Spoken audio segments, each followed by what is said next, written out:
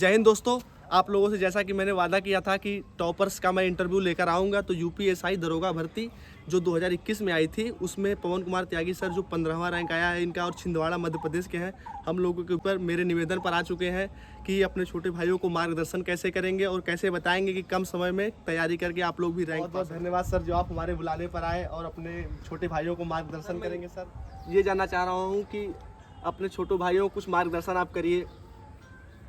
जय हिंद दोस्तों, मैं पवन त्यागी मध्य प्रदेश छिंदवाड़ा का रहने वाला हूं और यूपीएसआई 2021 भर्ती में सिलेक्टेड कैंडिडेट हूं। मैं ये बता देना चाह रहा हूं कि सर की 15वीं रैंक आई थी यूपीएसआई ऑल ओवर और दूसरी रैंक आई थी एफएसएसओ में। सर बताना नहीं चाहे। सर मैं ये जानना चाह रहा हूं कि आपकी शुरुआती शिक्षा कहाँ पर हुई और आपका फैमिली बैकग्राउंड कैसा था? फैमिली बैकग्राउंड एक मिडिल क्लास बैकग्राउंड है हमारा। हाँ। पिताजी जो हैं गवर्नमेंट जॉब में वन विभाग में है मध्य प्रदेश में, और जो माता जी हैं वो हाउस वाइफ है। तो ये आपका ये जाना हूँ कि आप जो 6वीं थी तो आप नवोदय कॉलेज में चले गए थे, तो वहाँ पर मतलब कि कैसे पढ़ाई होती है? जैसे आम स्कूलों में तो हम लोग पढ़े हैं, इसके बारे में हम जान रहे हैं, ये नवोदय का क्या सिस्टम होता है आपका? हाँ, जो नवोदय परिवार के हमारे भाई बहन हैं वो इस बात को जान रहे होंगे। जी। 5वीं में जब आप होते हैं कक्षा 5 में, तो नवोदय का एक एंट्रेंस एग्ज़ाम होता है। हाँ। आपको वो क्वालिफाई करना पड़ता है।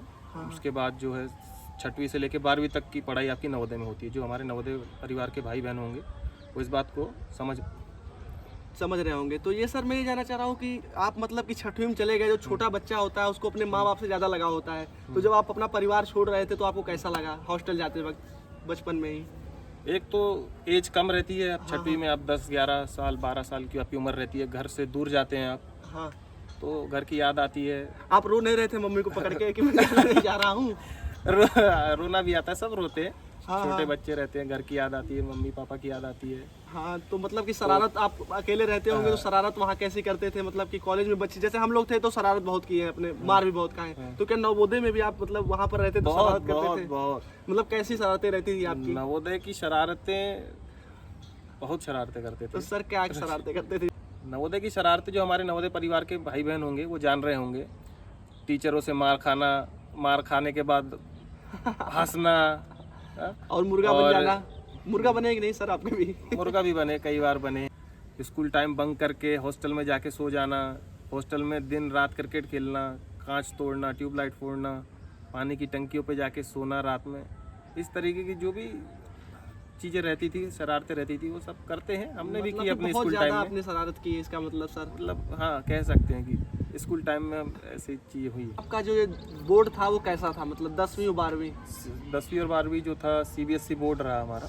वो कैसे आप स्टूडेंट थे उसमें? एक एवरेज स्टूडेंट थे, ऐसी कोई बहुत ज़्यादा होशियार नहीं थे, लेकिन ठीक है, पढ़ाई करके पास वास अपना हो जाया करते। और कॉलेज कैसा रहा आपका? नवोदय से निकलने के बाद कॉलेज ऐसा रहा कि नवोदय एक कैंपस होता है, वही आपकी दुनिया होती है। जी। लेकिन कॉलेज से निकलने के बाद एक फ्रीडम मिल जाता है, तो शायद उस चिड़ियाघर से जैसे जानवर निकल जाते हैं। हाँ, बिल्कुल वैसे ही। हाँ। तो कॉलेज कुछ पढ़ाई के मामले में उतना अच्छा नहीं रहा कॉलेज, लेकिन अदर एक्टिविटीज़ में काफ़ी। जैसे अदर एक्टिविटी क्या? घूमना फिरना, दोस्तों के साथ बाहर जाना कहीं। इन सब के बीच में ये पूछना था, सर आप पढ़ते कब थे जो आपकी 15वीं रैंक आ गई? मतलब कि आपका कुछ ना कुछ तो होगा ना? हाँ, ये पढ़ाई जो सीरियसली ली वो कॉलेज के बाद ली। भैया थे, उन्होंने गाइड किया कि आप सिविल सर्विसेज की तैयारी कीजिए। तो फिर सिविल सर्विसेज की तैयारी के लिए मैं ग्रेजुएशन के बाद दिल्ली चला गया। तो मतलब आप दिल्ली कब गए थे सर? दिल्ली में गया सन 2017 में गया। 17 में गए थे। तो मतलब कि वहाँ का क्या रूटीन रहता था? दिल्ली में मैं जानना चाहता हूँ कि पढ़ाई का माहौल क्या रहता है, और यहाँ आम जैसे इलाहाबाद हुआ हमारा, ये यूपी के शहर में, यहाँ क्या डिफरेंस होता है? मतलब कि छोटे शहरों में और जो दिल्ली में है उसमें क्या डिफरेंस रहना चाहता है? दिल्ली में मैंने जो कोचिंग ज्वाइन की थी, काफ़ी विख्यात कोचिंग है, वो सब जान रहे होंगे, दृष्टि IAS। जी। विकास दिव्य कीर्ति जिनके फाउंडर हैं। जी। तो ऐसा है कि वहाँ पे आपको फैकल्टी बहुत अच्छी मिल जाती है, उनका गाइडेंस मिल जाता है आपको। अगर आपका सिलेक्शन उसमें यूपीएससी में ना भी हो रहा हो, सिविल सर्विस में ना भी हो रहा हो, तो भी आपके पास एक बहुत अच्छा नॉलेज होता है चीज़ों का, एक दृष्टिकोण पैदा होता है आपका चीज़ों को लेके, ज़िंदगी को लेके, सफलता को लेके, असफलता को लेके। जैसे बहुत अच्छे लड़के एक जगह आके इकट्ठे हो जाते हैं, तो आपको कंपटीशन ज़्यादा देखने को मिलता है वहाँ पर? काफ़ी कंपटीशन भी रहता है, सब तैयारी करने वाले लड़के आपको एक ही जगह दिखते हैं, तमाम फैकल्टीज़ रहती हैं, स्टूडेंट रहते हैं, बुक्स मटेरियल जो भी चाहिए आपको बहुत ज़्यादा रहता है वहाँ पर। तो मतलब कि सर ये रूटीन क्या रहता था आपका? मतलब कि खाना खुद से बनाते थे या टिफिन रहती थी दिल्ली में आपकी? नहीं, दिल्ली में हमारा एक पीजी लिया हुआ था मैंने, पीजी। जी जी। तो उसमें रहना और खाना दोनों उसी तो में कितने include लोग था। आप लोग साथ रहते थे वहाँ दिल्ली में? दिल्ली में हम 3 लोग एक रूम में रहते थे। जी। तो मतलब कि टिफिन आती थी आप लोगों हाँ, की? जो पीजी का जो ओनर था उसी से टिफिन लगा और हुआ कोचिंग कितने घंटे आपकी चलती थी वहाँ पर जो था। यूपीएससी की थी? कोचिंग जो यूपीएससी की कोचिंग चल रही थी वो 3 घंटे की कोचिंग टाइम रहता था हमारा। अच्छा अच्छा, उसके बाद क्या रूटीन रहता था? मतलब रूम पे आके आप कैसे रिवीजन करते थे या क्या हाँ, पढ़ते थे आप? जो कोचिंग से आने के बाद अपना रिवीजन होता था, जो ग्रुप डिस्कशन होता था, जो साथ वाले लड़के थे उनके साथ ग्रुप डिस्कशन होता था। हाँ हाँ। सर यूपीएससी की तैयारी के दौरान मतलब कि आप कैसे इस कंपटीशन में आ गए, ये दरोगा भर्ती में? हाँ, जो सिविल सर्विसेज की तैयारी के दौरान जो समस्या आ रही थी ये कि एक तो सिविल सर्विसेज क्रैक करना एक अपने आप में एक टफ जॉब है, उसमें हाँ, वो हो नहीं जी पा सर, रही जी थी। सर। समय जो था वो निकल रहा था। हाँ हाँ। तो और जो स्टेट सर्विसेज की थी, जो मेन फोकस था मेरा एमपी की स्टेट सर्विसेज पे, जी जी। वहाँ पे जो भर्तियाँ थी स्टेट सर्विसेज की वो कोर्ट में लंबित थी। अच्छा अच्छा। तो मामला जो था समय डिले होता जा रहा था, फिर नौकरी भी चाहिए थी हाँ, जल्दी। मिडिल क्लास में जो होता हाँ, है मिडिल कि क्लास में जो समय निकल रहा है आपका, आपकी एज बढ़ परिवार से रही भी है, दबाव रहता लोगों है। को उम्मीद रहती है आपसे नौकरी की। हाँ हाँ। तो फिर मैंने जो वनडे एग्ज़ाम होते हैं जिसमें एसएससी हो गया, रेलवे हो गया और बैंकिंग जी, हो गया जी, आपका, जी, जी। एसआई वगैरह जो पुलिस वगैरह की एग्ज़ाम होती, फिर जी, इनको जी। देना स्टार्ट किया तो मैंने। मतलब ये यूपीएसआई के बारे में आपको कैसे मालूम चला, इस भर्ती के बारे में? यूपीएसआई के बारे में मेरी कजिन सिस्टर है एक, वो यूपी में कांस्टेबल थी, उस जी उस जी। समय थी। तो मैं जान रहा हूँ कि वो दरोगा भी शायद हुई है, आप ही के बैच में हुई है, वो सिविल पुलिस में है। हाँ, वो इस समय दरोगा भी हो गई है, इस साथ में ही 2021 में यूपीएसआई जी, जी। में दरोगा भी हुई है। जी। और अभी उसकी मेरठ में ट्रेनिंग भी चल रही है। जी पीओपी है 3 तारीख को शायद उन उनकी लोगों की। 3 या 4 तारीख को पीओपी भी है। जी जी। तो उसी ने मुझे इस बारे में जानकारी दी कि यूपीएसआई की भर्तियां निकली हुई हैं भैया, आप भी इसमें डालिए फॉर्म वगैरह। हाँ हाँ। और उसी ने मुझे फायर सर्विसेज को प्रेफरेंस देने के लिए भी उसी ने बताया था आगे ज़्यादा समय मिल सकेगा कि आपको। आप अगर सिविल सर्विसेज की आगे तैयारी करना चाह रहे हैं तो आप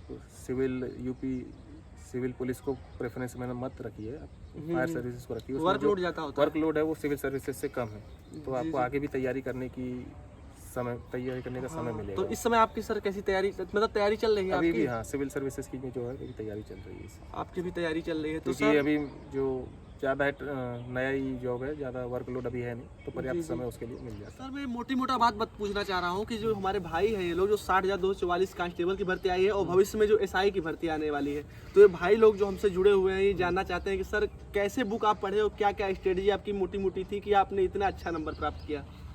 है। नंबर अच्छा प्राप्त करने के पीछे एक वजह मेरी जो रही वो ये रही कि मैं लगातार पढ़ाई से जुड़ा रहा। जी जी।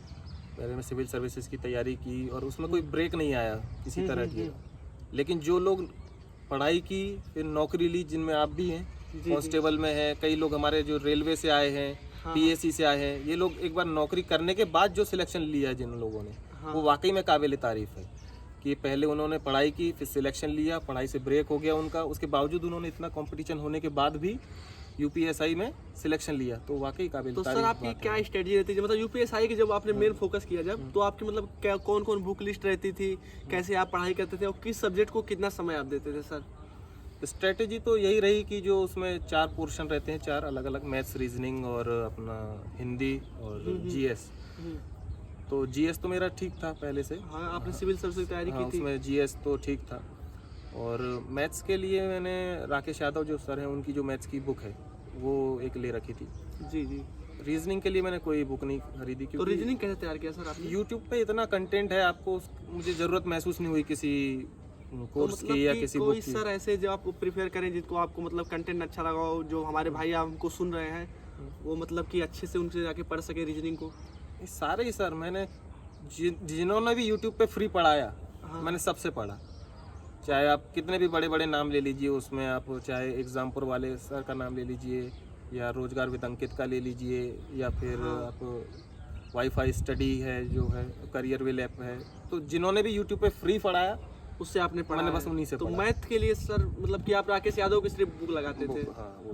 बस मतलब कि वो बेस्ट कंटेंट है मेरे हिसाब से। आप और कह रहे हिंदी हैं की लूसेंट थी मेरे पास। तो हिंदी का मतलब प्रैक्टिस कहाँ से करते थे सर? ये यूट्यूब वगैरह से ही यूट्यूब से जो फ्री क्लासेस रहती फ्री हैं? क्लासेस मतलब वगैरह। आपने कहीं कोर्स कोई बाय नहीं कोई किया? बाय नहीं किया। तो मतलब कौन कौन कितना सब्जेक्ट पर कितना आप वो देते फोकस करते थे, कितने समय का सर? मतलब कि हाँ, ऐसा समय तो बंधा नहीं था, लेकिन मैं कोशिश करता था कि चारों सब्जेक्ट पे ही मैं समय दूं। ऐसा ना हो कि जो मुझे अगर मैथ्स पसंद है या रीजनिंग पसंद है तो सिर्फ उसी को करूँ।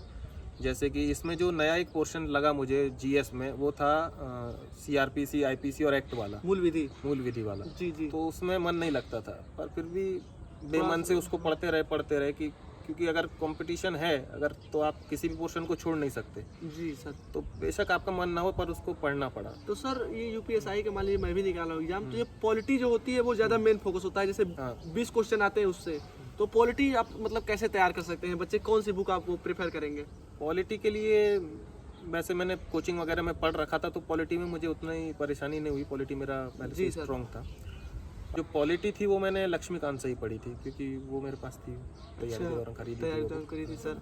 तो मूल विधि में मतलब कि आपने बहुत कठिनाई आपको आई होगी सर? हाँ, मूल विधि मेरे लिए बिल्कुल नया सब्जेक्ट था, तो उसमें मुझे परेशानी तो आई। यूपीएसआई की जो मैथ आती है सर वो बहुत हाई लेवल की आती है मतलब कि, तो सर बच्चों के लिए कोई टीचर आप सजेस्ट करें जिससे वो पढ़ सके, मतलब कि ऑनलाइन मैथ्स के लिए मैंने आपको जो अच्छा लग रहा हो? राकेश यादव सर की जो बुक थी वो पढ़ी थी। जी और जो गगन प्रताप सर हैं, जी उनके हर सब्जेक्ट, हर टॉपिक पे उनके जो है कई घंटे के वीडियो डले हुए हैं, तो मैंने उनसे, गगन प्रताप सर से मैथ्स पढ़ी। मैं बच्चों के लिए सवाल आपसे पूछना चाहता हूँ कि जो नए बच्चे हैं वो मतलब कैसे तैयारी शुरू करें, और जो बिगिनर क्या गलती कर देते हैं एग्जाम में जाके कि उनका सिलेक्शन नहीं हो पाता। मेहनत तो बहुत करते हैं, सब लोग मेहनत करते हैं, वो नए बच्चे क्या गलती करते हैं कि सिलेक्शन नहीं होता है उनका सर? सिलेक्शन का एक कारण जो मैंने महसूस किया अपना, वो था मॉक टेस्ट का देना। जी। जैसे इसका 2 घंटे का पेपर होता था, तो मैं टाइमर सेट करके 2 घंटे मॉक टेस्ट देता था जी। और उसको बार बार देने से आपकी एक हैबिट में आ जाता है। वो स्पीड मेंटेन हो जाती है। स्पीड आपकी कई चीज़ें उससे बेहतर होती है। आपकी टाइमिंग बैठ जाती है कि 2 घंटे के अंदर आपको पूरा पेपर सॉल्व करना है। जो गलतियां आप सिली मिस्टेक्स कर देते हैं पेपर के दौरान, पेपर नर्वसनेस में, वो मिस्टेक नहीं होती है वहाँ पे। तो आप जितना हो सके उतना मॉक टेस्ट लगाइए और एग्जाम से पहले मॉक टेस्ट पे ध्यान दीजिए। तो मैं ये कहना चाहूँगा कि सर का मतलब मोटा कहना ये है कि आप लोग, ये सर जो है मैथ के लिए राकेश यादव सर, हिंदी में लूसेंट पढ़ते थे और जो भी फ्री कंटेंट अवेलेबल था यूट्यूब पर उसको सर पढ़ते थे। और रीजनिंग के लिए सर ने बताया कि ये भी फ्री कंटेंट पढ़ते थे। कोई ऐसे सर नहीं है जो मतलब जहाँ ये ना पढ़े हो, जो जहाँ से इनको अच्छा लगा पढ़ना। तो बिगिनर जो हमारे भाई बहन हैं वो ज़्यादा से ज़्यादा मॉक टेस्ट पर ही ध्यान दें सर। क्यों सर? मॉक टेस्ट पर ध्यान दें। तो सर वो आपकी गलतियां जो होंगी एग्जाम के दौरान, उनको आपको पहले ही बता देगा, इसलिए आप वहाँ पे सतर्कता बरतेंगे। तो ये जो नए बच्चे हैं इनको आप क्या संदेश देंगे कि ये मतलब कैसे आपकी तरह सर 15वीं रैंक पा जाएं? ये भी लोग रैंक होल्डर रहे हैं, भर्ती ना निकालें, ये लोग रैंक होल्डर रहे हैं सर। कुछ ऐसी बात? एग्जाम से पहले कोई रैंक के बारे में नहीं सोचता है, हमने भी नहीं सोचा था। सिर्फ उस समय ये लगता है कि किसी तरीके से एक सीट मिल जाए, अपनी बुक हो जाए सीट। जी सर। तो पहले तो सीट बुक करने के बारे में ही सोचें, रैंक तो आनी होगी तो आ जाएगी। तो सर ये कितने नंबर थे आपके, मतलब यूपीएसआई में जानना चाह रहा हूँ सर? यूपीएसआई में मेरे नंबर ठीक, मैंने जो एक्सपेक्ट किया था उससे बेहतर पेपर गया। शायद पेपर आसान आया ये कहेंगे। और जो नॉर्मलाइजेशन था जिससे कई लोग खफा थे, बाई चांस मुझे उसमें फ़ायदा मिला। अच्छा, आपको फायदा मिला? नॉर्मलाइजेशन मेरे नंबर बढ़े। आपकी सिर्फ सर टफ रही होगी मेरे हिसाब से। अब जो भी रही हो, लेकिन नॉर्मलाइजेशन का फंडा तो मुझे भी नहीं है क्लियर, लेकिन उसमें मुझे बेनिफिट हुआ। तो मेरे जो नंबर थे वो 363 नंबर थे आफ्टर नॉर्मलाइजेशन। तो बहुत बड़ी बात है सर। हमारे भाइयों को अंत में मोटा क्या संदेश देना चाहेंगे सर? भाइयों के लिए संदेश यही रहेगा, भाइयों बहनों के लिए, कि आप परिश्रम का दामन मत छोड़िए। सफलता आज नहीं तो कल आपको ज़रूर मिलेगी, अपनी असफलताओं से सीखिए। तो मैं ये कहना चाहूँगा कि हमारे बीच ये पवन कुमार त्यागी सर थे। इनका कहने का मतलब ये है कि भाइयों या तो जान लगा दो या तो जाने दो, क्योंकि सफलता का कोई शॉर्टकट नहीं है। तुम जो आज हो सकता है मेहनत करो तो कल तुम्हारी परिस्थितियाँ बदल जाए। तो मैं ऐसे ही आप लोगों से हमेशा मिलता जुलता रहूँगा और मेरे चैनल को आप लोग सब्सक्राइब कर दीजिए। आप लोग को हमेशा मैं टॉपरों से मिलाता रहूँगा। जय हिंद दोस्तों।